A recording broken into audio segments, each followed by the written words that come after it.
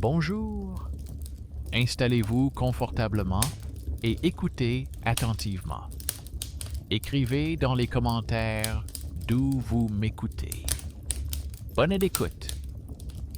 La nuit, dans le couloir, le voyant rouge de la caméra a clignoté alors que la lumière était éteinte et que la maison était plongée dans le silence. Une légère odeur de brûlé émanait de la cage d'ascenseur, comme c'est le cas après un bref arrêt. Lorsque quelque chose à l'intérieur s'est légèrement frotté et refroidi. Sous le tapis de l'entrée, elle a trouvé une clé plate qui ne lui appartenait pas, sans étiquette ni rainure, comme si elle provenait d'un kit d'entraînement. Et sur le verre du miroir mural, à la lumière tamisée de la lampe, est apparue une minuscule trace humide en forme d'arc, semblable à une empreinte de paume, mais trop nette pour être réelle. Ces 4 détails se sont mis en place exactement la nuit où elle a remarqué pour la première fois que le reflet tardait à apparaître. D'abord, pendant une fraction de seconde. Le sourire apparaissait plus tard dans le miroir que sur le visage. Puis, plus longtemps. La main était déjà descendue dans la réalité, mais dans le miroir, elle tendait encore vers une mèche de cheveux. Jusqu'à ce jour, tout était attribué à la fatigue et à l'éclairage, à l'habitude de ne pas regarder directement, mais du coin de l'œil. Mais aujourd'hui, dans le couloir, une chaîne s'était formée, impossible à ne pas voir. Elle vivait de manière économe et prudente. Elle travaillait à 2 endroits à la fois, choisissait les quarts de nuit pour économiser sur les frais de transport, s'occupait de sa tante qui avait emménagé chez eux après l'hiver et craignait constamment de perdre son logement. Le bail devait être renouvelé, l'argent était juste. Toute dépense supplémentaire la mettrait à nouveau dans le rouge. C'est pourquoi le miroir trouvé au marché aux puces semblait être une aubaine. Un cadre solide, une patine chaleureuse, un prix inférieur de moitié à la normale. Le vendeur lui avait raconté qu'il provenait d'un vieil immeuble et que le cadreur avait, pour une raison inconnue, relevé le bord intérieur, laissant un doux rembourrage en feutre. Ce détail lui avait alors semblé être une attention agréable. Le bord ne coupait pas le regard sous un éclairage latéral. Au dos du cadre, 2 lettres avaient été écrites au marqueur d'une main hésitante. Elle les a mémorisées sans raison, comme un repère de secours, et a accroché le miroir de manière à ce que le reflet capture immédiatement la porte d'entrée. Depuis lors, le hall d'entrée est devenu plus lumineux, mais aussi plus étroit, comme si le verre avait ajouté une autre facette au mur. De petites coïncidences s'accumulèrent imperceptiblement. Dans le bol contenant les clés, une seule pièce se dressait sur la tranche, comme si quelqu'un avait passé son ongle sur son bord et qu'elle avait trouvé le bon équilibre. Le voyant rouge sur le panneau près de l'ascenseur ne clignotait pas n'importe quand, mais 3 fois de suite, comme un feu de signalisation, mais sans le verre. L'élastique de la vieille chaîne de la porte cliquetait toujours de la même manière. 3 fois sans faute, même si la chaîne n'était pas touchée. La poussière sur le bord supérieur du miroir s'accumulait en forme de croissant, alors que les murs étaient lisses et qu'il n'y avait pas de courant d'air. Lorsque le téléphone captait un décalage miroir, il affichait l'heure du fichier 1 minute plus tard que la montre à son poignet, bien que la synchronisation soit activée.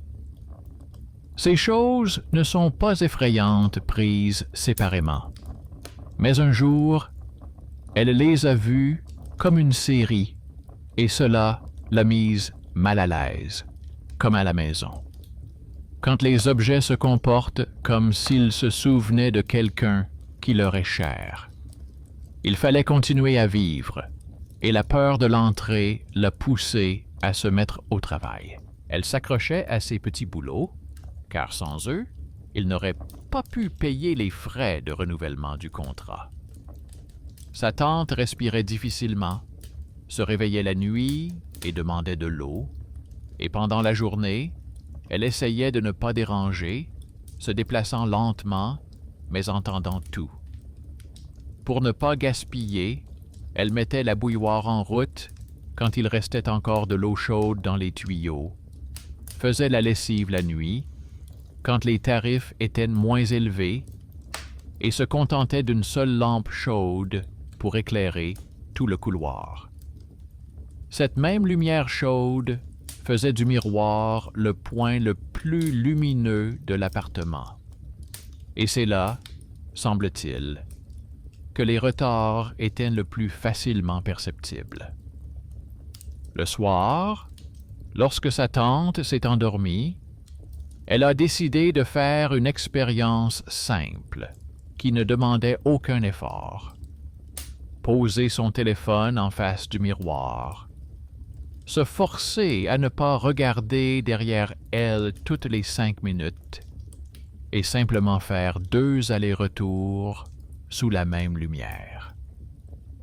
Elle a posé son téléphone sur une pile de magazines, l'alignant sur le bord de la table de chevet.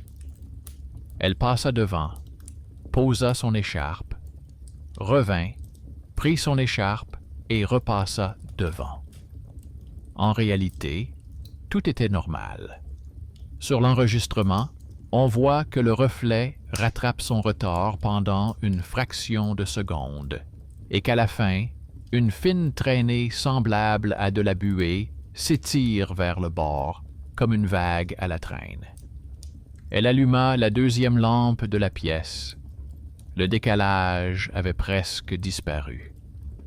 Elle l'éteignit et revint. Même chose. La logique semblait simple.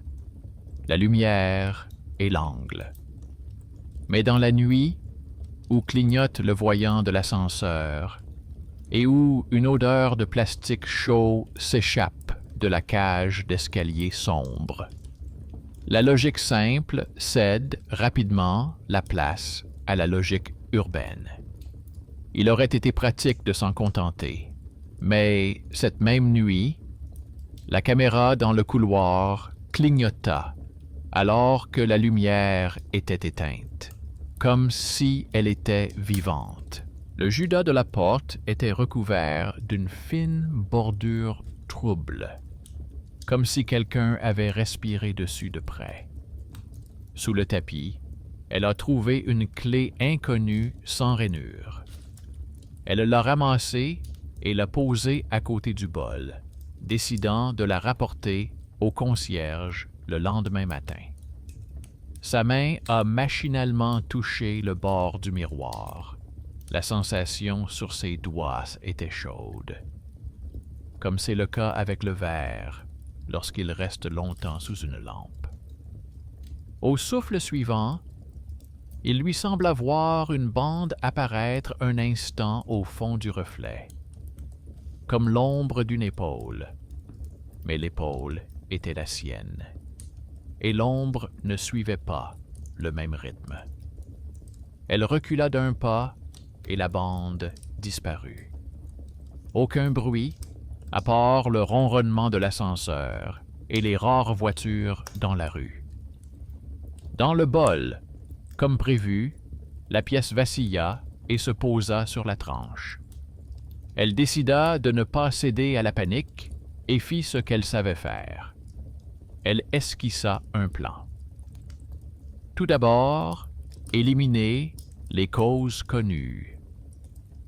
Remplacer la lampe du couloir par une lampe qui s'allume en douceur, sans à-coups. Resserrer les fixations du cadre, dont la rainure en bois pouvait avoir bougé à cause de l'humidité. Vérifier le judas. Souvent, le flou persiste à cause d'un joint usé et l'air chaud s'échappe par la fente du couloir vers la vitre froide.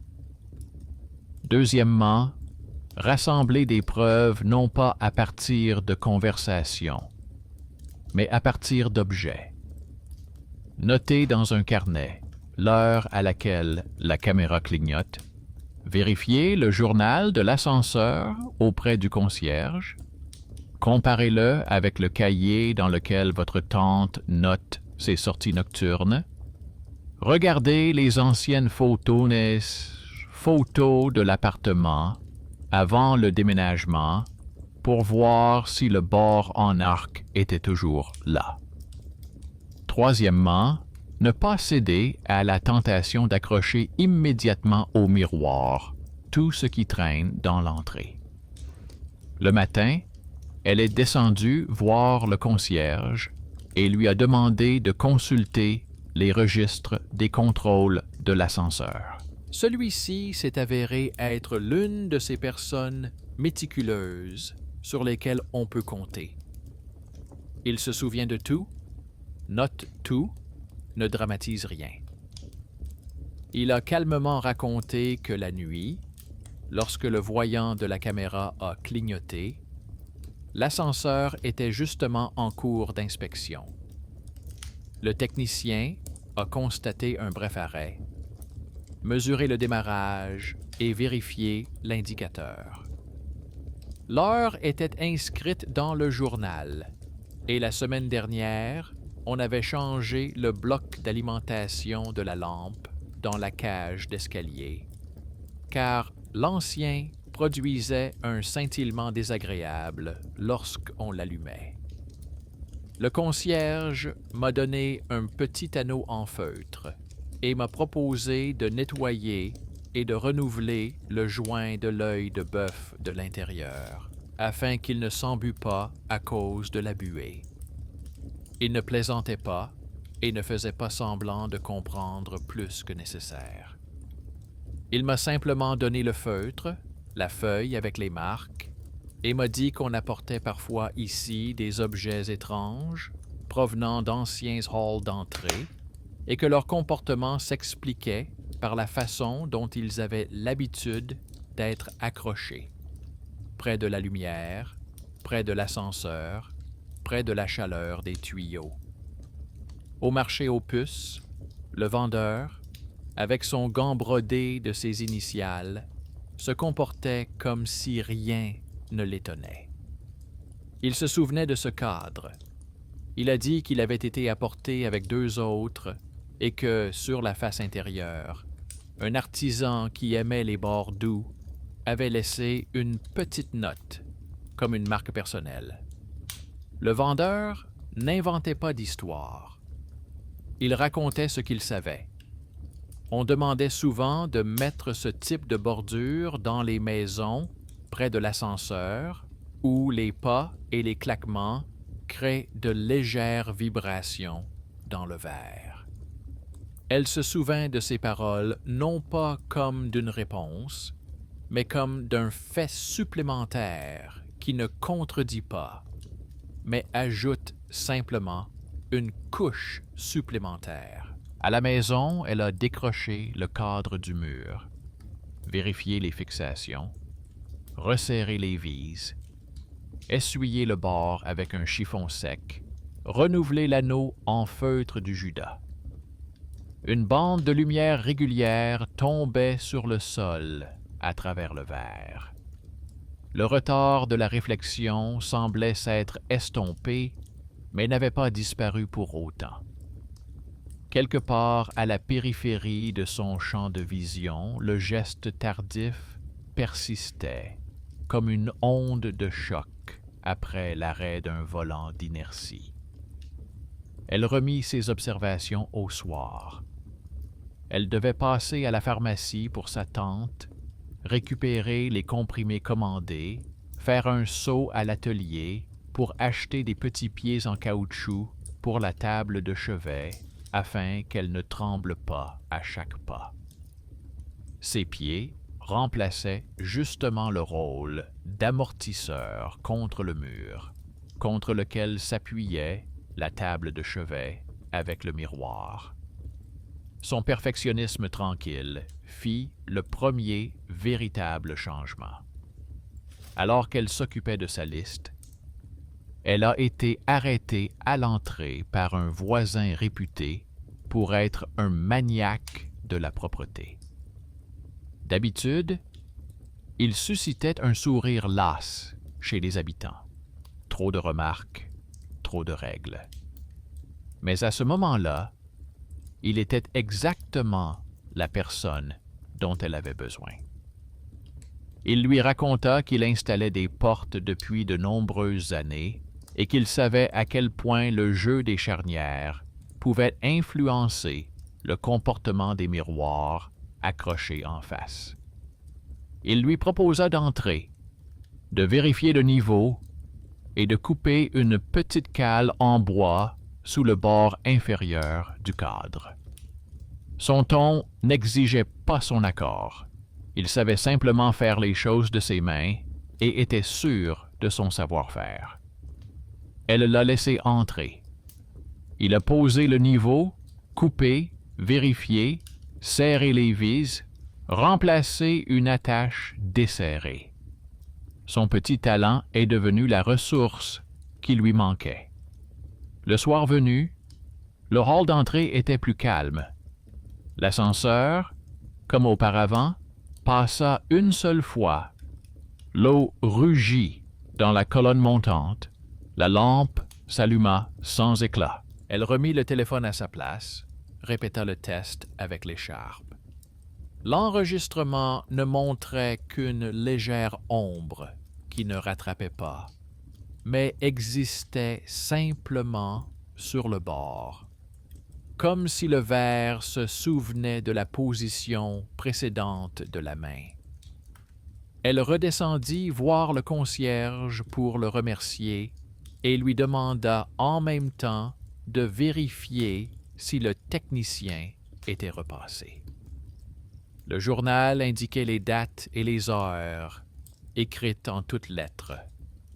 Tout concordait comme il se doit dans une maison où personne n'essaye de transformer le bruit en mystère.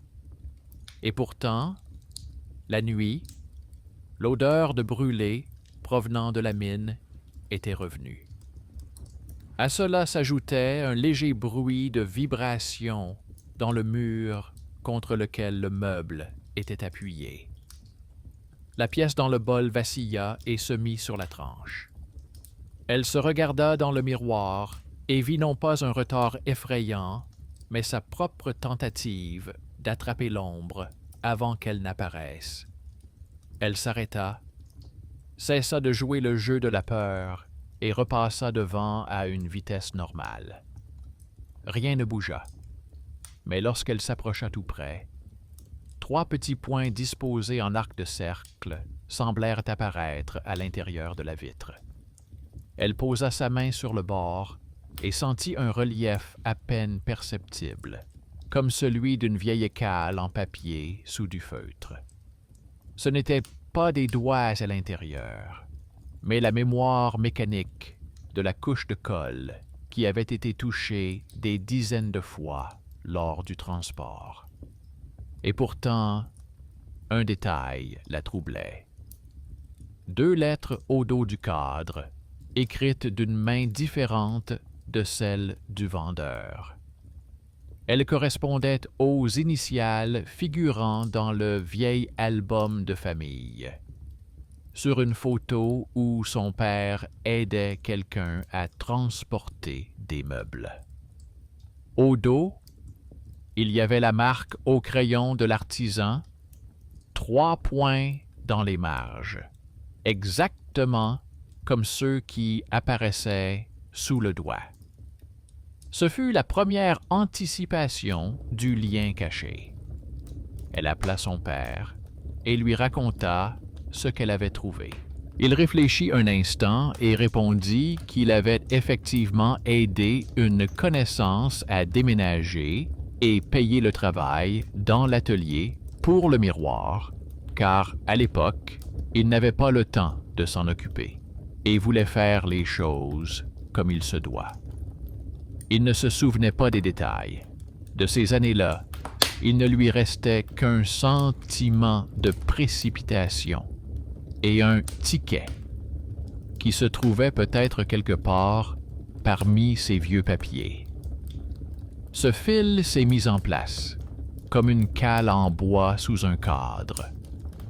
On comprenait pourquoi le bord était fait en douceur et pourquoi le miroir avait tendance à rattraper.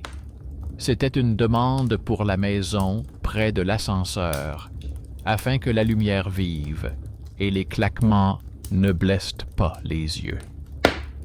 Il était important de ne pas interrompre les tentatives de réflexion et de ne pas se laisser aller au chuchotement. Elle a choisi une autre mesure qui renforcerait la clarté et en même temps l'inquiétude si quelque chose n'allait vraiment pas. Laisser la caméra toute la nuit, mais la diriger non pas vers elle-même, mais vers le couloir vide, afin de ne voir que le miroir, le bol, la pièce de monnaie et la porte. Elle colla une fine bande de papier sur le sol, près du mur, en travers de l'ombre, afin de voir si le tapis ne glissait pas sous l'effet des vibrations. Elle essuya le bord. Elle mit la clé étrangère, trouvée sous le tapis, dans une enveloppe séparée, afin de la remettre au concierge le lendemain matin. Elle nota l'heure dans son carnet, décrivit la lampe, nota que l'ascenseur était déjà passé.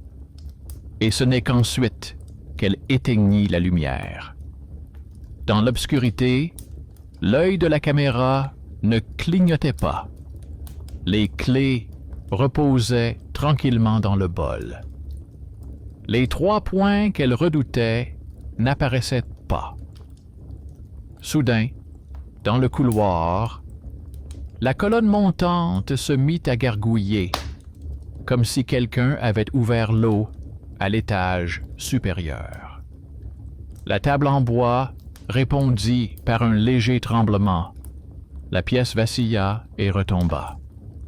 Elle ne s'approcha pas. La caméra pouvait continuer à fonctionner. Le lendemain matin, l'enregistrement montrait exactement ce qu'il devait montrer.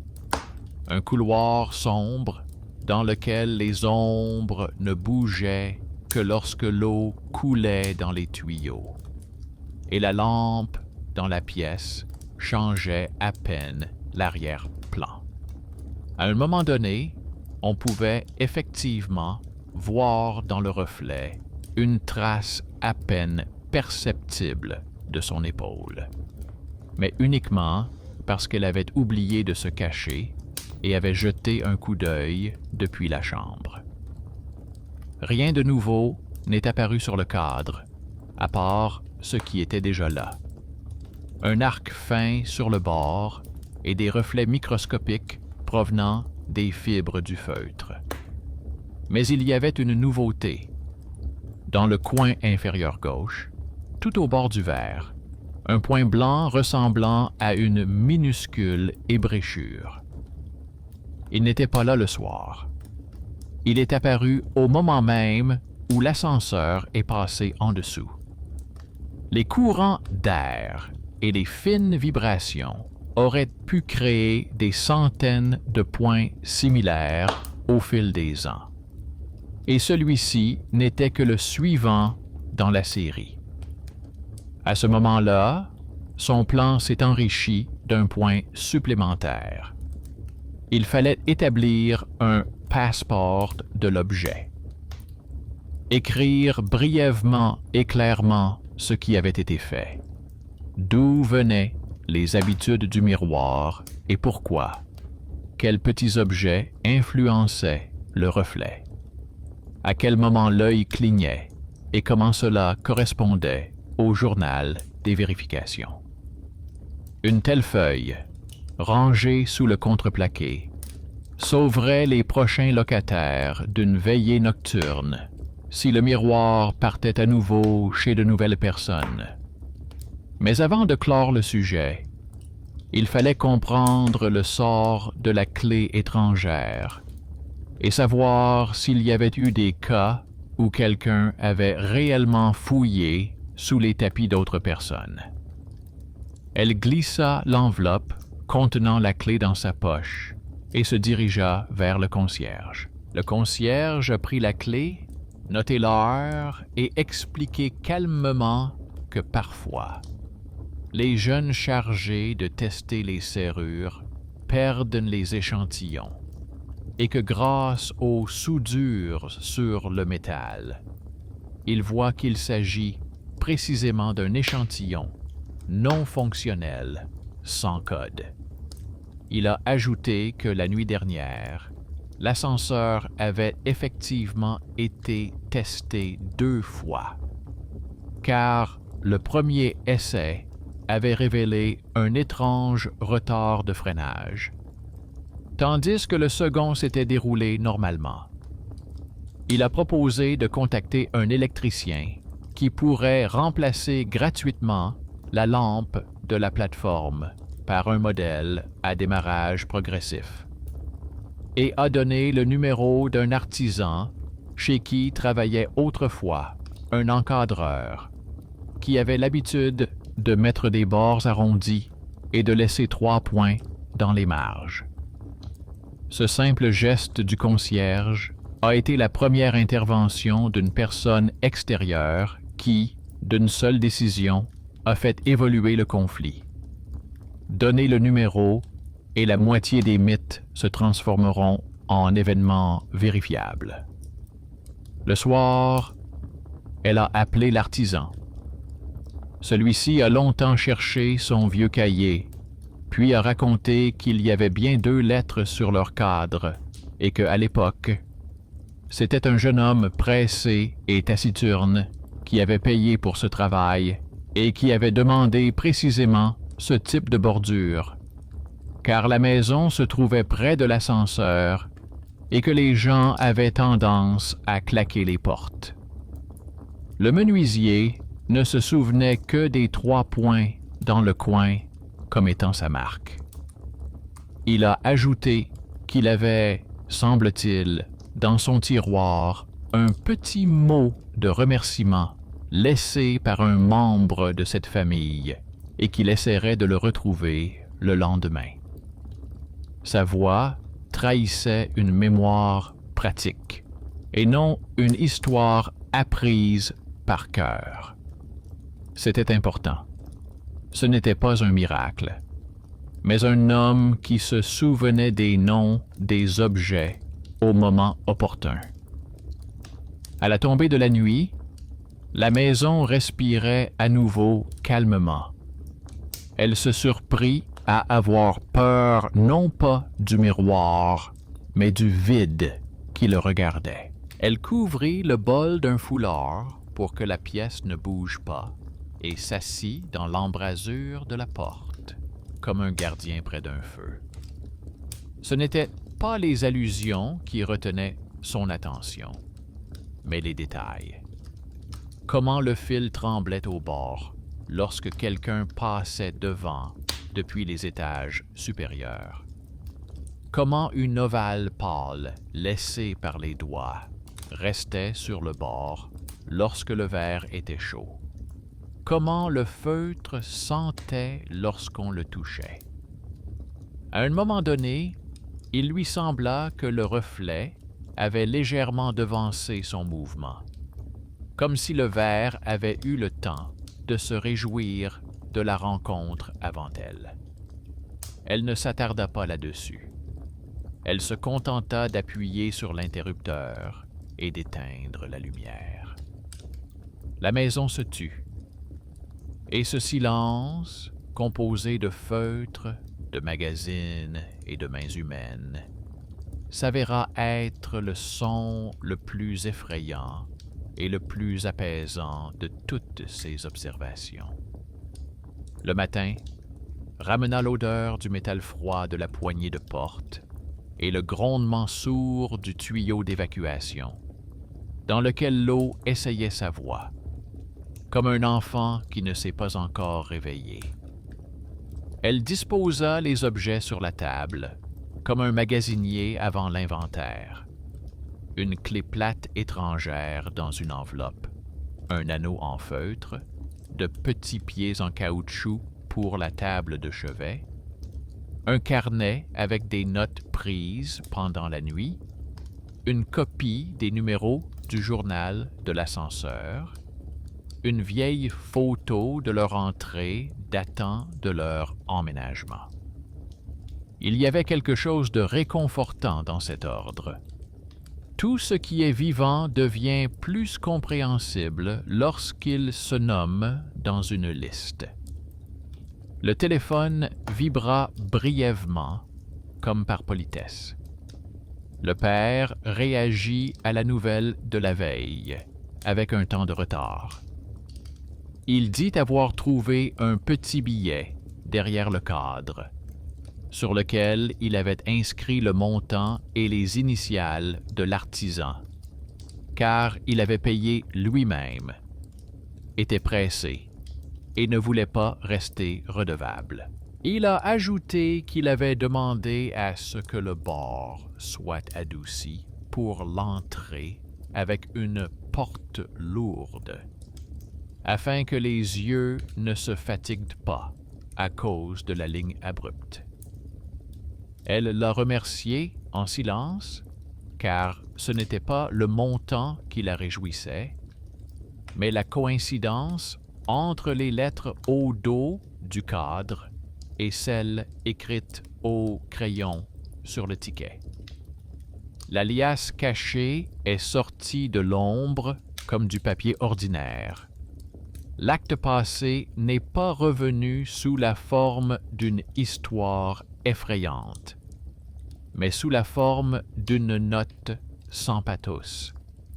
Elle ne répondit pas immédiatement à la sonnette. Sous le Judas, la bordure mate respirait à nouveau, mais elle connaissait désormais sa nature et ne céda pas à son instinct. Il n'y avait aucun objet superflu sur le paillasson. Dans le bol, la pièce tenait sur la tranche, comme si ce numéro faisait partie du programme de la maison. Elle décida de mener son plan à bien et appela son voisin maniaque, celui dont on parle dans les correspondances avec un sourire et une légère irritation. Il est venu avec un niveau, un petit rabot et une boîte de vis qui se souviennent de tous les trous du monde. Il a confirmé que le cadre était légèrement de travers et qu'il manquait une fine cale en bois en dessous. Il a coupé un morceau de latte, l'a placé sous le cadre, a resserré les vis et a montré comment le bord cessait de trembler lorsque le meuble ne transmettait plus les vibrations au mur. Son petit talent a fait plus que n'importe quelle caméra. Il a pris les choses en main et a redressé le cadre. Lorsque le voisin est parti, elle a essuyé le miroir en effectuant des mouvements circulaires sans se presser. 3 points clairs sont restés sur le bord, recouverts d'une fine couche. Ils n'étaient pas effrayants. Au contraire, comme des marques sur la lame d'un couteau. Il permettait de comprendre où le verre supportait la tension. Avec la lampe allumée dans la pièce, le reflet ne traînait plus. Avec une seule source latérale, il était à peine perceptible, mais sans le geste rattrapant d'avant. Elle le nota dans son carnet. Elle y nota également que la caméra près de l'ascenseur avait clignoté une nouvelle fois. Mais dans le journal sur le comptoir, il y avait une note concernant la vérification et le remplacement du bloc d'alimentation à l'étage. La logique rétablissait ses droits. Dans l'après-midi, l'électricien recommandé par le concierge est arrivé. Calme, avec des mains marquées par les traces de tournevis. Il a dit qu'il connaissait ce scintillement. Les ampoules bon marché produisent un choc au démarrage et les anciens interrupteurs émettent un bref flash. Il a remplacé leur interrupteur par un modèle à démarrage progressif et, dans l'entrée, la lampe du palier. Il a vérifié le tableau électrique, resserré le fil neutre qui produisait de rares micro-vibrations dans le mur. Il n'a pas promis de miracle, il a simplement fait son travail. À partir de là, l'inquiétude est devenue une petite tâche que l'on pouvait décomposer en plusieurs opérations. Le soir venu, elle décida que la mécanique seule ne suffisait pas. Il fallait ouvrir le cadre pour s'assurer qu'il n'y avait pas à l'intérieur de vieux joints, de films inutiles, de déchets qui retenaient la tension statique. Cette étape aggravait la menace, car toute intervention proche du mystique semble toujours être une invitation à l'étranger. Mais le choix était fait. Mieux valait ouvrir et rassembler que d'écouter les murmures du retard, collés à la conscience. Elle retira le miroir, le posa sur la table, mit une serviette douce en dessous, dévissa les fixations une par une, aussi soigneusement qu'elle compterait des pièces dans une caisse. Le contreplaqué répondit d'une voix sèche. La colle sentait la vieille résine. Sous une couche de feutre se trouvait un mince anneau de papier, 3 perforations ponctuelles sur les bords et une découpe transparente, presque impondérable, de plastique avec une agrafe dans le coin. Rien d'effrayant, seulement les traces de l'économie et de la parcimonie d'autrui. Et pourtant, il y avait plus que de simples intercalaires à l'intérieur. Entre le feutre et le contreplaqué se trouvait une fine feuille de cahier, découpée au format. Dans la marge, 2 lettres familières et un petit mot de remerciement, écrit négligemment et sans nom. Elle a comparé la feuille au billet envoyé par son père et a vu que l'écriture était similaire, mais pas identique. Probablement écrit dans l'atelier après la remise du travail. Pas de signe surnaturel, juste l'habitude humaine de laisser une trace. Elle remit la feuille à sa place, mais ajouta la sienne à côté, un petit passeport du miroir. Elle écrivit 6 points. Cadre aligné, feutre remplacé sur l'œilleton, lampe à allumage progressif, cache vérifié, source de vibration enlevée par le bas, lien avec le passé décrit sur papier. Comme dernier point, elle a ajouté une règle. La nuit, allumer la lumière dans la chambre et non dans le couloir, si l'on veut regarder son reflet, et ne pas se vérifier toutes les 5 minutes. Elle a plié la feuille et l'a cachée sous le contreplaqué pour ne pas oublier l'éthique des choses. Le soir, le point blanc dans le coin inférieur gauche ressemblait à un nouveau grain de beauté, sur lequel quelqu'un allait forcément s'accrocher. Elle l'a accepté comme une armure de verre. Les fissures sont parfois plus utiles qu'une surface parfaite. Elles attirent le regard et le détournent de la peur vide. Elle a répété l'expérience avec le téléphone. Avec 2 sources lumineuses, aucun retard. Avec une seule source latérale, une légère onde de queue, rien de plus. Elle s'arrêta à 1 mètre et se regarda non pas directement, mais à travers le bord. À ce moment-là, une fine trace de paume apparut sur le miroir. Elle venait de l'intérieur ou de l'extérieur, peu importait. Ce qui importait, c'est qu'elle disparut exactement au moment où elle cessa de tendre la main vers le verre. La nuit, quelque chose qu'elle n'avait pas prévu s'est produit. La maison s'est animée, mais pas de son côté.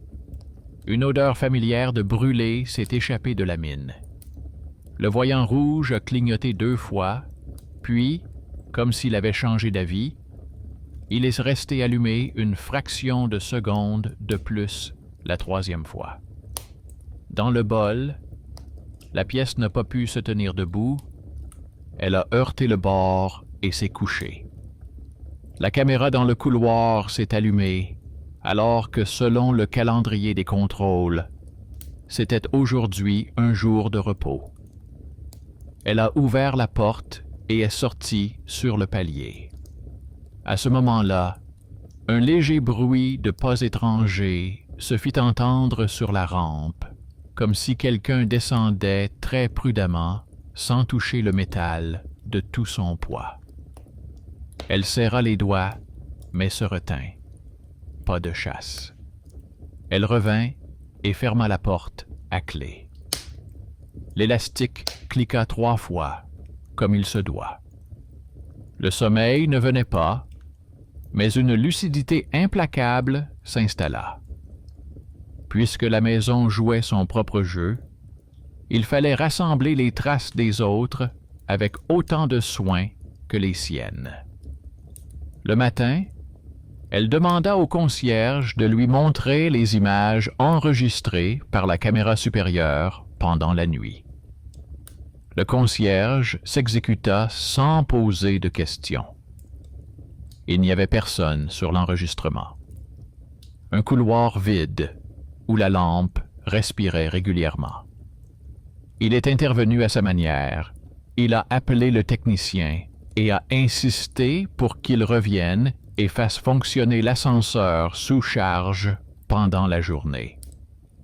C'était là un bienfaiteur inattendu, un homme qui avait accès au plan de l'immeuble. Sa décision a permis de débloquer le conflit. De nouvelles lignes ont été ajoutées au journal, dans lesquelles la peur n'avait plus sa place. À midi, elle s'est rendue au marché chez ce vendeur. Non pas pour faire un scandale, mais pour clarifier les choses. Il a reconnu le cadre d'après la description et a dit qu'il lui en restait 2 similaires, sur lesquels se trouvaient également les traces papier du maître. 3 points dans les marges et des lettres courtes. Il a expliqué que les objets portant des traces se vendaient plus vite, car les gens aiment le sentiment d'histoire qu'ils dégagent. Elle a caché son sourire, car c'était là la réponse. Les objets porteurs de mémoire se comportent comme des témoins. Si on les traite comme tels, ils cessent de répéter la même chose et n'imposent pas leur rôle. En revenant, elle remarqua sur le tableau d'affichage une note qui avait manifestement été écrite par le concierge.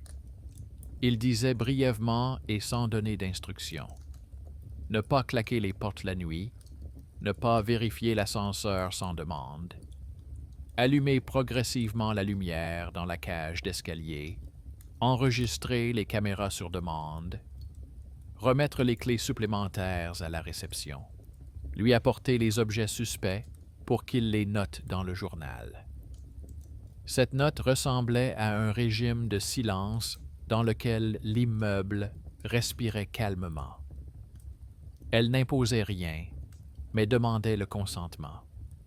Elle sentit le ressort qui s'était tendu dans sa poitrine ces derniers jours se relâcher, mais sans se briser. Il gardait sa forme. Le soir, le voisin est revenu avec son éternel niveau. Il a demandé si le cadre tremblait encore. Elle lui a répondu que tout était redevenu normal, mais que le point blanc dans le coin la dérangeait légèrement.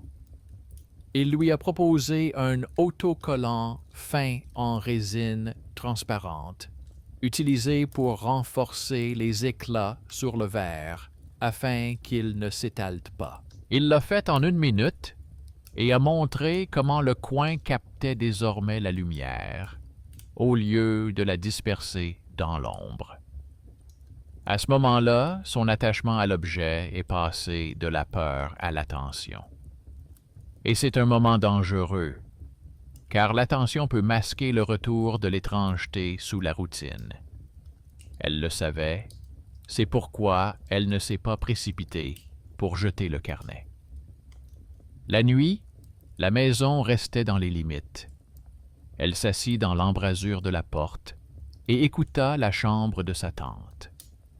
Il y avait un léger bruissement de tissu, une respiration régulière.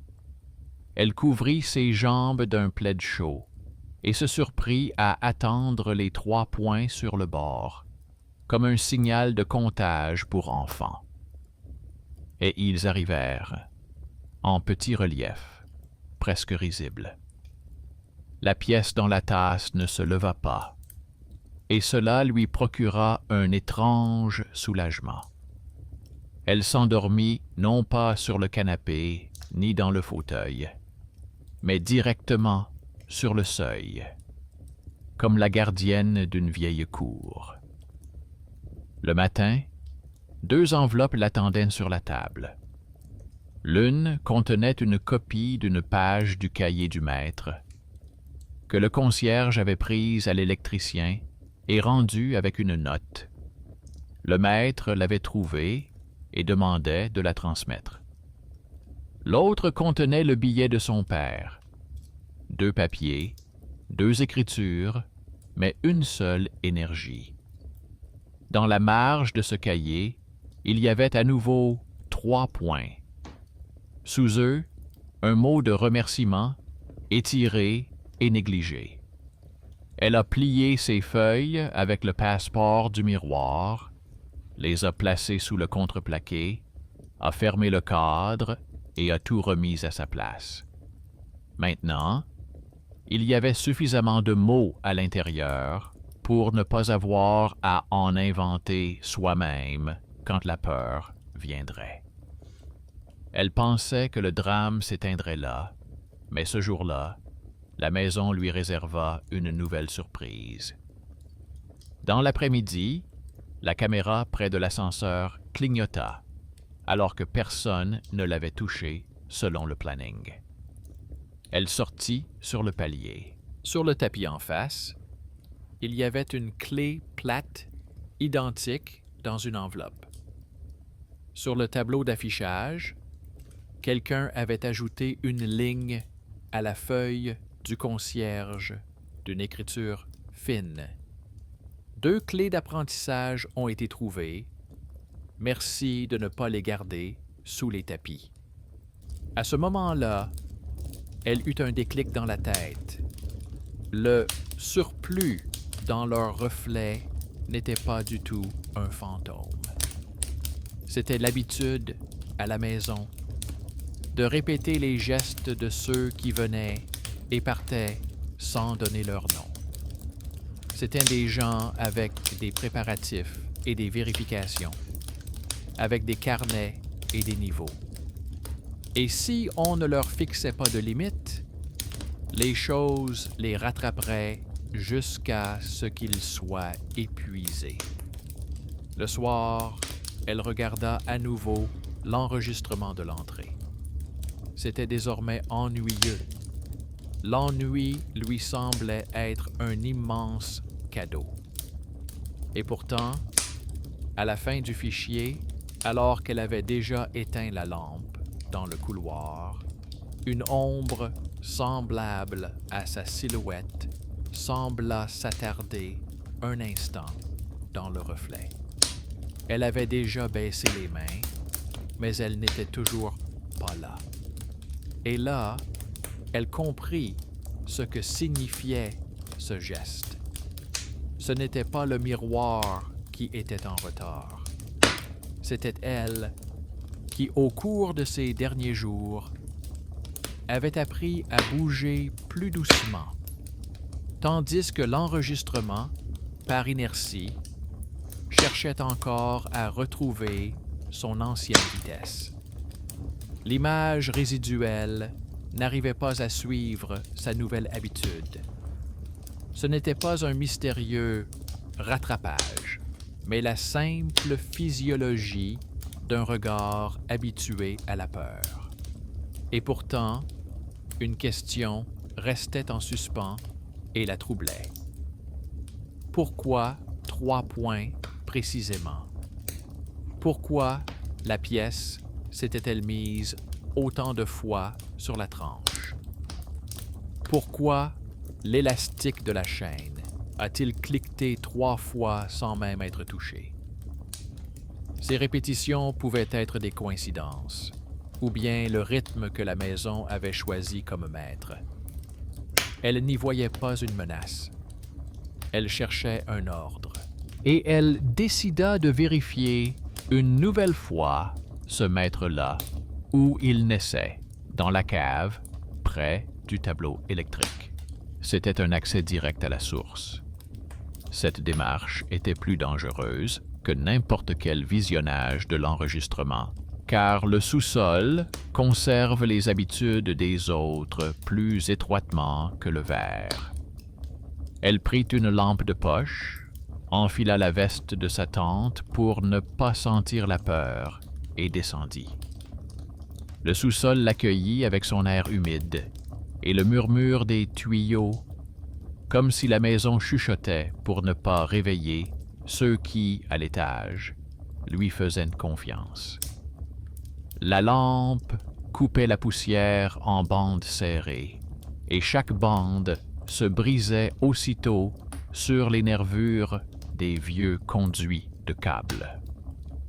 Sur la porte du local électrique, il y avait une feuille de papier avec des marques au crayon. En face des 3 dernières dates, il y avait des traits courts identiques, comme dans un cahier d'enfant où l'on apprend à écrire les maîtres. 3 traits, puis une pause.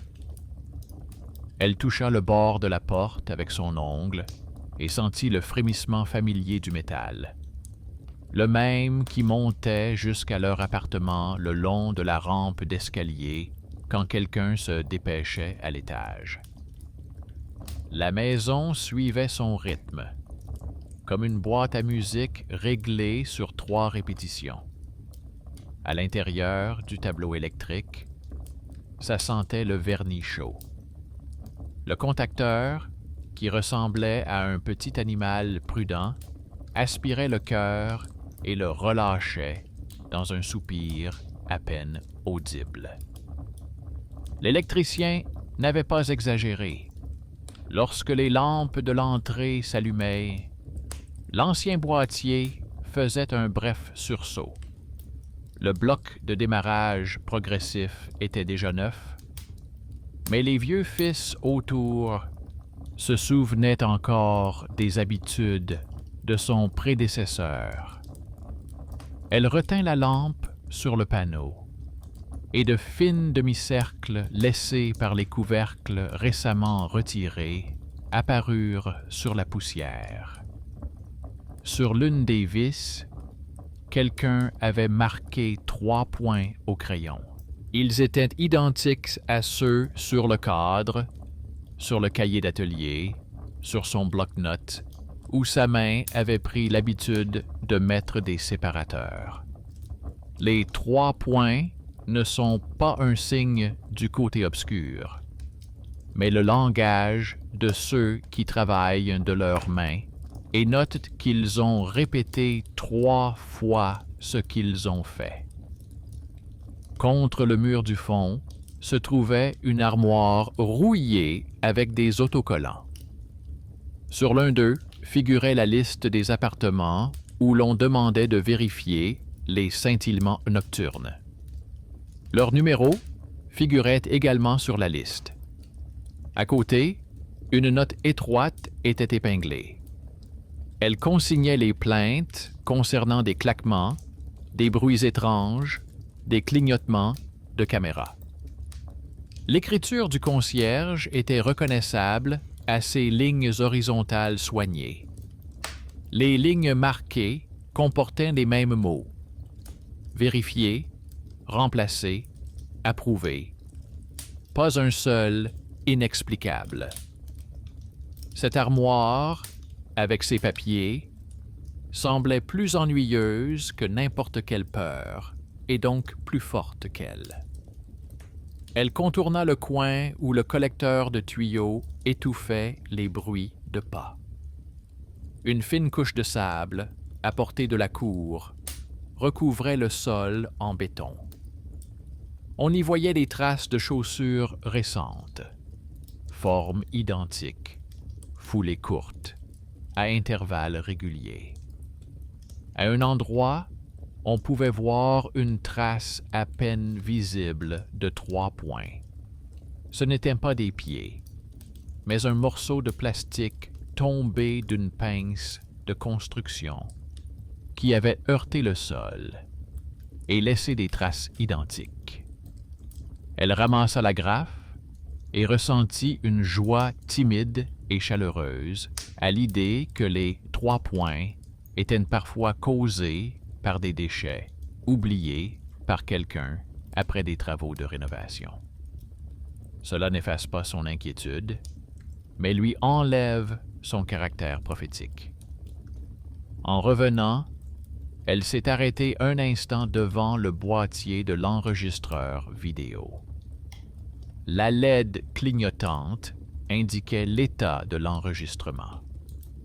Conformément au règlement, elle respirait 3 fois brièvement, puis longuement. Une feuille plastifiée avec le calendrier des tests était également affichée à cet endroit.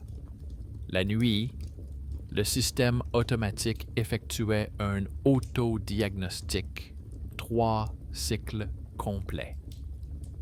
Elle recopia le tout dans son carnet, nota l'heure à laquelle elle avait vu les clignotements chez elle et vérifia le planning. Tout correspondait.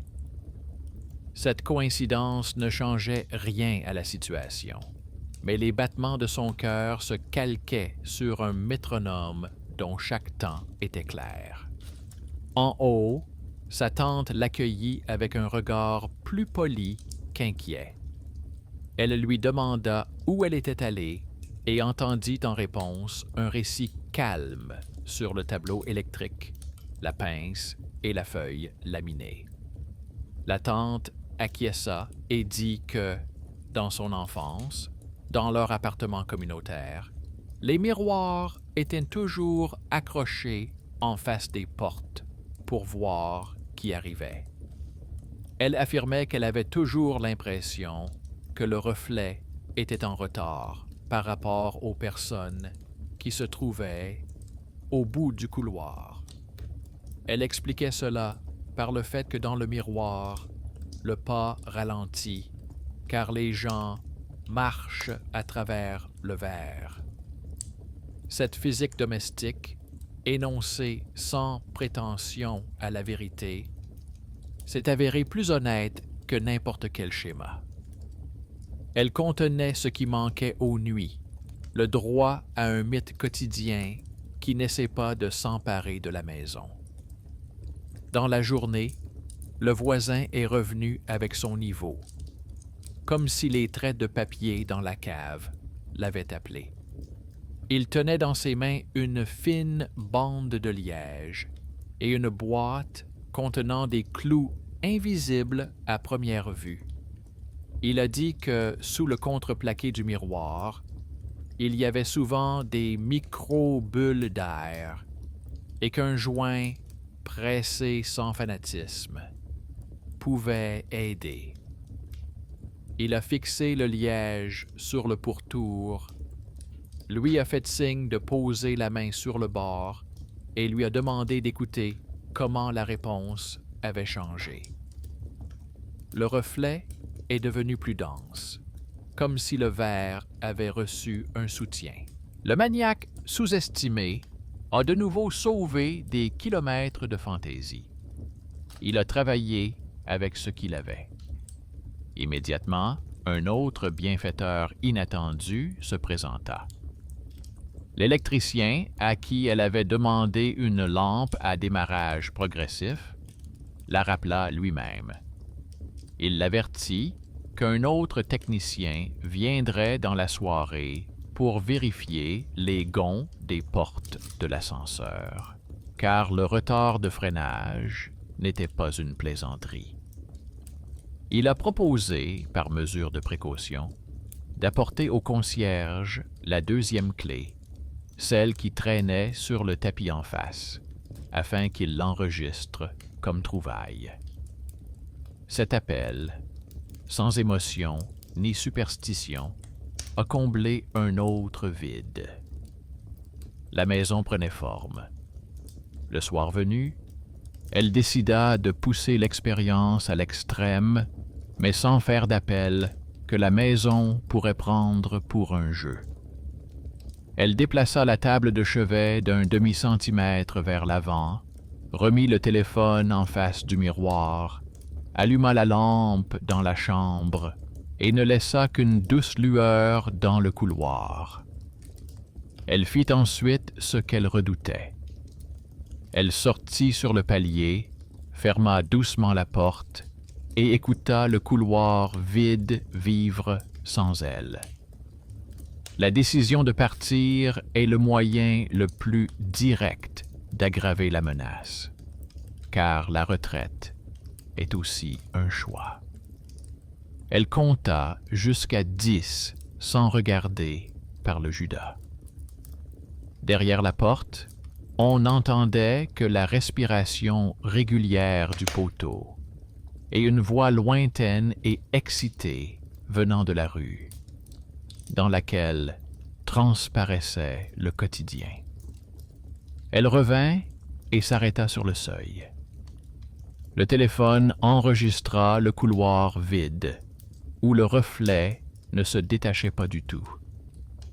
À ce moment-là, elle comprit que le retard venait le plus souvent de sa propre attente et non du verre.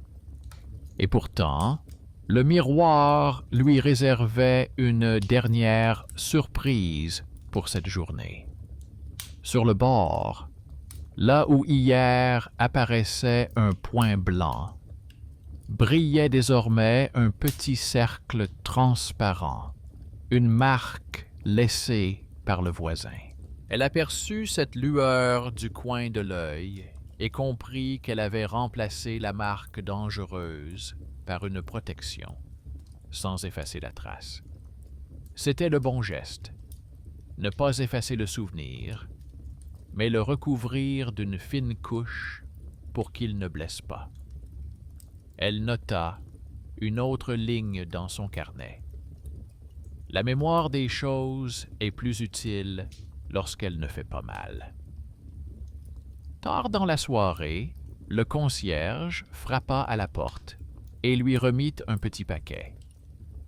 À l'intérieur se trouvait une copie d'une ancienne demande datant de 10 ans, où figurait le nom de leurs anciens voisins et une note concernant le remplacement du miroir dans l'entrée par un bord arrondi, à la demande d'un locataire.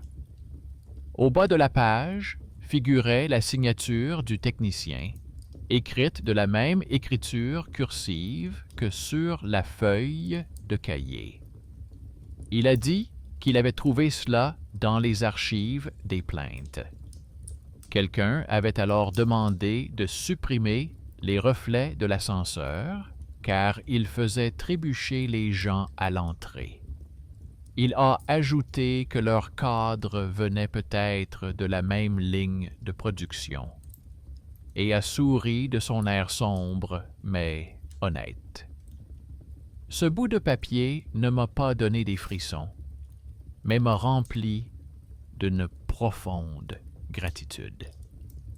Le paquet caché ne semblait plus être un secret, c'était l'histoire d'un immeuble où chacun avait fait quelque chose, laissé une trace et était parti. Après minuit, la maison prit soudainement l'initiative. La caméra dans le couloir clignota une fois avec son voyant rouge. L'ascenseur passa doucement, comme un chat. Et soudain, un silence sans faille s'installa dans l'appartement. Un silence dans lequel on n'entendait que la respiration d'une personne dans une autre pièce.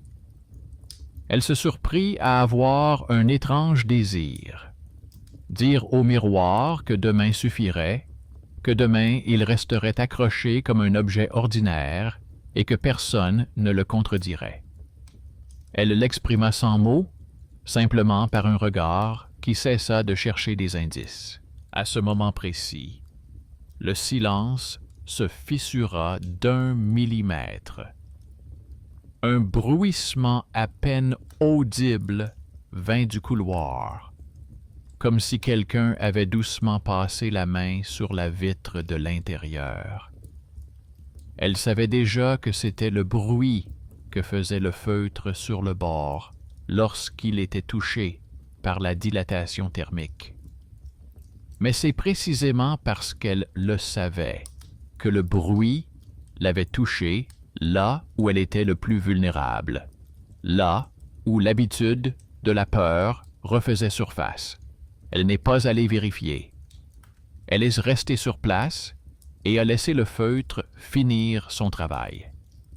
Puis, elle s'est approchée, sans allumer la lumière, et, pour ne pas transformer sa vie en laboratoire, elle a recouvert le miroir d'un fin rideau de lin. Ce geste n'était pas une capitulation. C'était une frontière tracée entre l'attention et l'obsession. Le lin pendait tranquillement, la lumière le traversait doucement, comme l'air du matin à travers la tulle. Derrière le tissu, le miroir avait cessé d'être une scène. Elle s'assit dans un fauteuil et entendit sa tante se retourner dans la chambre.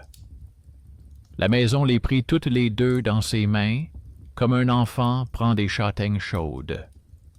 Le matin les réveilla différemment. Le couloir sentait la poussière propre, celle qui ne contient ni fer ni plastique. Le rideau était resté en place, et cela semblait être une règle plutôt qu'une interdiction. Elle n'enleva le lin qu'après le petit déjeuner, lorsque sa tête était déjà bien posée sur ses épaules. Sous le rideau, le miroir la reflétait à la même hauteur, dans la même largeur que la porte, sans la vague habituelle. Les 3 points sur le bord étaient presque illisibles. La pièce dans le bol était à plat. L'élastique sur la chaîne était silencieux, comme s'il avait oublié la comptine. Elle vérifia le bloc-notes au cas où, nota l'heure, et joignit à la note la feuille du concierge concernant les vérifications de la veille. Tout correspondait.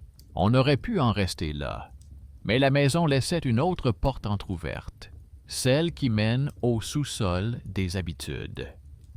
Elle comprenait que le moment le plus dangereux n'était pas celui où l'on a peur, mais celui où l'on est calme. Sa main se tendait d'elle-même pour vérifier si le retard ne revenait pas, si le voyant ne clignotait pas, si la pièce ne se redressait pas. Pour ne pas retomber dans ses anciens travers, elle a pris une décision qui accentue le risque tout en le supprimant. Sortir le miroir de son rôle de personnage principal. Elle a accroché à côté un cadre vertical étroit en verre bon marché, sans bordure douce, sans histoire, afin que le regard s'y pose instinctivement lorsqu'on passe devant. Que l'attention se disperse. Que la maison cesse de se concentrer en un seul point. Dans l'après-midi, elle est redescendue à la guérite, mais cette fois-ci sans lampe, avec une petite boîte contenant les pieds en caoutchouc restants, des morceaux de liège et un anneau en feutre superflu. Elle a donné le tout au concierge, lui demandant de le garder à la maison au cas où quelqu'un à l'étage aurait à nouveau l'impression que le reflet le rattrape. Il a noté ce qu'elle avait apporté, comme toujours, et a dit qu'il accrocherait à côté de la feuille plastifiée un autre petit texte. Un bref mémo sans leçon de morale. Ce geste lui a semblé plus important que n'importe quelle prière. La maison est un endroit où les objets communiquent par des bouts de papier. Le soir, par inertie, elle s'est arrêtée un instant devant le miroir. Le rideau avait été retiré, le reflet était net. Elle n'a pas cédé à son habitude de se faire passer pour une chercheuse de sa propre anxiété. Elle passa, comme on passe devant une fenêtre, où l'on voit le ciel tranquille de quelqu'un d'autre. Mais, en jetant un coup d'œil sur le bord, elle remarqua tout de même sur la vitre une trace à peine visible, une fine empreinte de paume, comme lors de la toute première nuit, mais plus faible et plus lointaine. Et maintenant, cette trace ne représentait plus une menace. Elle contenait juste assez de souvenirs pour ne pas oublier de remercier ceux qui étaient venus à temps avec leur niveau, leur feutre, leurs lampes et leurs cahiers. Elle essuya délicatement la trace avec une serviette sèche et douce, sans effacer sa forme de son esprit. Puis, elle éteignit la lumière dans le couloir et alluma celle de la chambre. La maison répondit sans broncher. Et puis, alors qu'il semblait que tous les nœuds de l'intrigue respiraient librement, quelque part au fond du tableau électrique, le même vieux rythme s'est déclenché. 3 cours, une pause. L'ascenseur est passé doucement. La caméra est restée silencieuse. La pièce n'a pas bougé. Elle s'est assise pour noter cela dans son carnet, simplement comme un fait, sans commentaire. Et à ce moment-là, un tout nouveau son, qui n'existait pas auparavant, est sorti du bord inférieur du miroir. Fin, comme un grattement sur le verre, mais pas inquiétant. Ressemblant plutôt au bruissement du papier lorsqu'on le glisse sous du contreplaqué. Elle a compris que c'était son propre mémo qui avait bougé. La feuille avec 6 points et une règle. Le papier, près de la vitre, vit sa propre vie. Il se dilate, se contracte, respire. Elle sourit, même si dans cette histoire, elle n'a pas besoin de sourire. Elle avait besoin d'un silence qu'elle pouvait considérer comme sien. Il lui restait encore une chose à faire, et elle ne la remit pas à plus tard. Le soir, elle prendrait sa caméra et, sans se soucier des horaires, elle filmerait une courte séquence tranquille, non pas pour servir de preuve ou pour alimenter une dispute, mais pour enrichir sa collection. Que cette chose ait son propre passeport, non seulement à l'intérieur, mais aussi à l'extérieur. La caméra filmera un couloir ordinaire, où les ombres coïncident avec le mouvement. Et si jamais un jour un retard apparaissait dans l'enregistrement, ce ne serait plus une voix étrangère, mais son propre soupir d'hier, coincé dans les joints de la maison. Elle saurait quoi faire. Sortir le feutre, vérifier les charnières, appeler les gens qui parlent avec des mots simples. Et si tout reste normal, elle laissera simplement l'enregistrement sans signature. Il est parfois utile pour les maisons d'oublier qu'elles sont artistiques. Elle se leva de son fauteuil, non pas pour vérifier, mais pour terminer ce qu'elle avait commencé. L'habitude, qui durait depuis des semaines, de capter le moindre bruit cédait la place à une autre habitude: ranger les choses vivantes à leur place. Elle sortit de la boîte un crayon de peintre fin à mine tendre et traça à l'intérieur du cadre une ligne à peine visible sur le pourtour pour contrôler le retrait.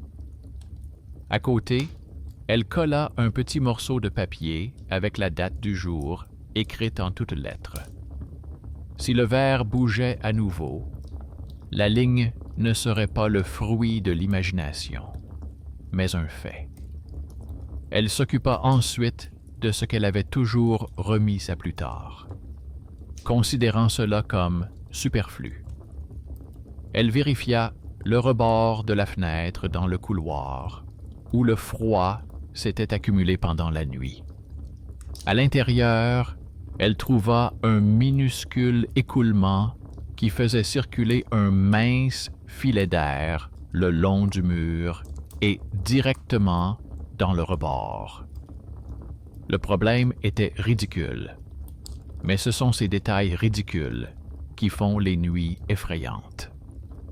Elle a comblé l'espace avec un mastic souple qui avait été laissé là après des travaux de rénovation et a placé une fine bande de liège entre le mur et le meuble. Celui-ci semblait, pour la première fois depuis longtemps, avoir cessé de trembler, même au moindre pas. La maison a répondu à cette attention par le silence, mais ce silence était aussi une réponse. Le soir, le concierge apporta un autre petit objet, comme si la maison commençait à fournir elle-même les pièces manquantes du puzzle. C'était une fine rondelle en aluminium avec des traces de peinture, du genre de celles que l'on place sous une vis pour mettre un cadre à niveau. Il dit que la rondelle traînait près du vide-ordures et qu'elle provenait peut-être de leur série de portes, ou peut-être pas. Elle le remercia et laissa la rondelle à côté de son carnet, comme un talisman qui ne promet rien, mais qui rappelle que chaque tremblement a son vice. À la tombée de la nuit, elle entendit comme d'habitude le même compte à rebours à 3 temps en bas. Le contact s'est enclenché, la plateforme a inspiré, l'ascenseur a tendu son dos de chat et s'est tu. Cette fois-ci, son cœur ne fit pas un bond. Elle attendit que sa tante s'endorme, retira le rideau de lin et s'assit de manière à voir le miroir du coin de l'œil, sans le fixer directement. Cette fois-ci, il n'y eut aucun décalage, et c'est précisément cela qui lui sembla le plus étrange. Le seuil d'attente se vida, comme une scène après une représentation. Et soudain, dans le coin même, où le bouchon touche le contreplaqué, un mouvement à peine perceptible apparut, ni derrière elle, ni devant elle, comme si quelqu'un à l'intérieur du miroir essayait de trouver une fissure dans le nouveau silence. Le mouvement ne dura qu'un instant, mais sa mémoire se précipita comme un chien vers un bruit familier. Elle ne s'est pas levée. Elle a pris note. 1 minute plus tard, le mouvement s'est répété comme une illusion, mais sa main s'est tendue vers le téléphone. Elle s'est surprise à le faire et a reposé le téléphone. Les téléphones amplifient la peur. Elle n'avait pas besoin d'un enregistrement, mais d'un point d'appui. Elle choisit un support étrange en apparence, mais très simple. Elle disposa sur le sol, près du seuil, 3 petits cercles de ruban isolant bleu, exactement aux endroits où elle se tenait pendant les nuits les plus effrayantes. Ce n'étaient pas des marques magiques, mais le souvenir de ses propres positions. Elle se mit debout sur le bord du premier cercle et se répéta à voix basse la règle qu'elle avait notée le matin même. Allumer la lumière dans la pièce, pas dans le couloir. Ne pas regarder dans le verre, mais à côté. Ne pas chercher à comprendre l'étrange avant que son travail ne l'y invite. Ce n'est qu'après cela qu'elle s'approcha. Sur le bord intérieur, on pouvait encore voir son aide-mémoire en papier. À chaque pas, il bruissait légèrement, et ce bruissement ressemblait à une main étrangère. Maintenant qu'elle en avait pris conscience, ce bruit ne pouvait plus être une menace. Mais le miroir, comme blessé par son attitude calme et méthodique, sortit son dernier argument. Au fond du verre, là où la ligne de crayon était régulière, apparut une fine moustache, presque invisible, comme une micro-fissure. Elle ne grandissait pas et ne disparaissait pas. Elle était simplement là, comme un grain de beauté. Si les miracles existent, c'est à cela qu'ils ressemblent. Son plan pour la nuit était à la fois simple et précis. Elle décida de vérifier si la maison pouvait supporter le passage d'un étranger sans l'obliger à reprendre ses observations nocturnes. Elle appela son voisin, un homme soigneux, et lui demanda, sans donner de détails, de monter l'escalier à l'heure où ils avaient l'habitude de compter les pas, tandis qu'elle restait dans le couloir, près du miroir. Il accepta, non par curiosité, mais parce qu'il aimait l'ordre. Ils se mirent d'accord sans un mot. Si elle se sentait mal à l'aise, elle ouvrirait simplement la porte et dirait que c'était fini. C'était important de se laisser une porte de sortie. Après minuit, 3 pas furent doucement faits dans l'escalier. Le voisin marchait avec aisance, comme le font les gens qui connaissent bien les marches de leur escalier. Rien n'a bougé dans le bar. Et là, la maison a jeté un pont entre l'objet et la personne. De la chambre, on a entendu le bruit léger d'une couverture qui glissait. Dans son sommeil, la tante s'était étirée vers le mur, comme le fait toute personne qui a besoin d'un bord. Ce geste résumait tout. Ses gardes de nuit, son reflet qui restait en arrière, les 3 points dans les marges, la patience du concierge, le niveau du voisin, le bruissement du papier, le trait du crayon. La maison dans laquelle elle cherchait un miracle demandait la chose la plus simple. Ne fais pas de moi une histoire effrayante. Je suis déjà vivante. Elle s'approcha du lit, redressa le plaid, revint et recouvrit le miroir de lin une fois de plus. La maison se dispersa en action ordinaire. Aucune ombre n'essayait de s'échapper de l'intérieur. Avec sa tante, elles avaient surmonté la partie la plus difficile. Le droit de laisser l'étrange vivre sous le tissu, plutôt que sous les feux de la rampe. C'était une catharsis silencieuse.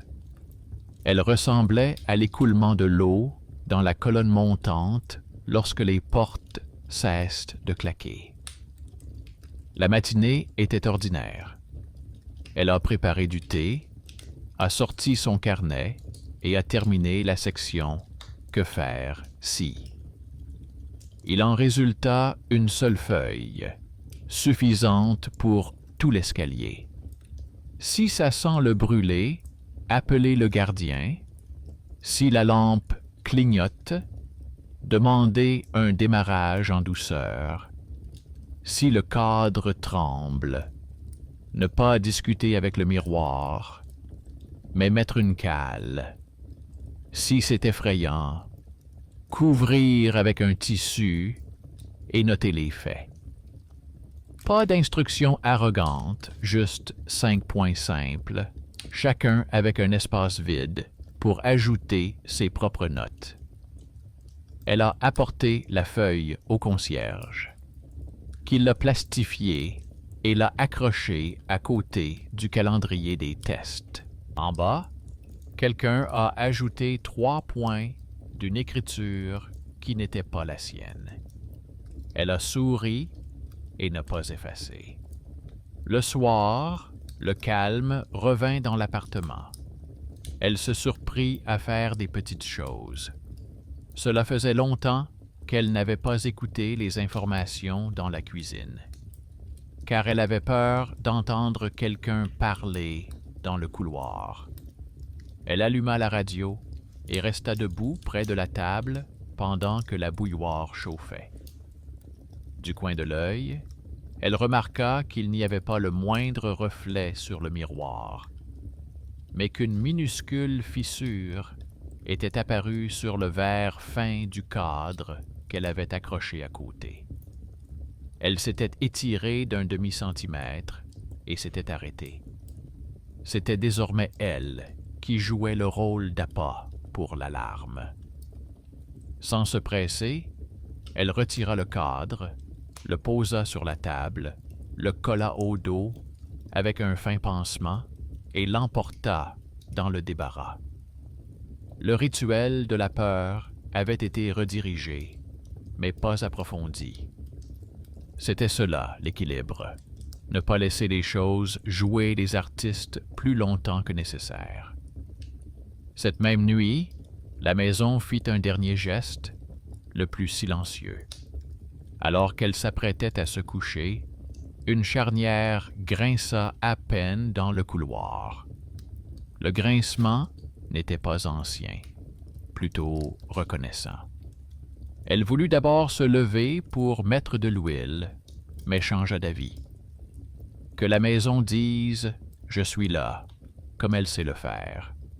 Que ce ne soit pas un murmure dans le verre ou un souffle près du Judas, mais le son honnête du fer. 3 cours et une pause. Quelque part en bas, le contacteur a fonctionné selon le programme. L'ascenseur est passé doucement.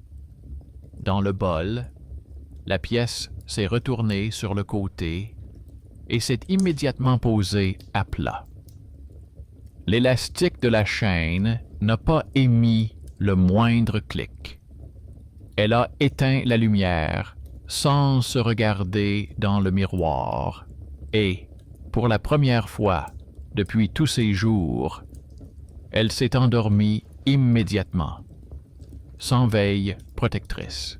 Le matin apporta un détail qui serait ensuite rappelé comme une preuve, bien qu'il ne s'agisse que d'un simple détail. À l'intérieur du panneau de contreplaqué, là où se trouvait son mémo, une légère empreinte de poussière apparut le long de la ligne tracée au crayon, sous la forme de ses propres doigts. Cela signifiait donc que lorsqu'elle tenait le cadre, elle avait légèrement touché le crayon et laissé une trace. Il n'y avait pas eu d'autres mains ici, seulement la sienne. Elle ne l'effaça pas. Les objets aiment qu'on leur laisse le droit d'avoir un petit autographe de leur propriétaire. La vie a continué comme d'habitude. Ce qui se répète devient presque invisible. Une fois par semaine, elle vérifiait que la ligne n'avait pas bougé sur le pourtour. Une fois par mois, elle demandait au concierge de lui rappeler le règlement concernant les lampes. Une fois par saison, elle appelait son voisin pour qu'il jette un œil au bord. La nuit, elle entendait parfois à nouveau le rythme familier, mais sans attraction. Le monde n'a pas besoin d'être stérilement uniforme pour ne pas faire peur. Il suffit que chaque son ait sa fiche dans un carnet quelconque.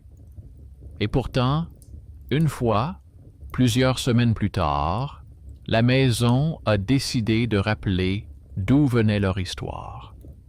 Elle rentrait tard, l'entrée sentait le fer chaud, comme au tout début. Quelqu'un avait laissé une enveloppe blanche devant leur porte, sans adresse ni nom. À l'intérieur se trouvait une petite photo de leur entrée. Sur la photo, on voyait un miroir sous un rideau de lin. Dans le coin inférieur gauche, le rideau était légèrement soulevé par une main. Le papier photo était bon marché. L'impression avait un contraste trop prononcé.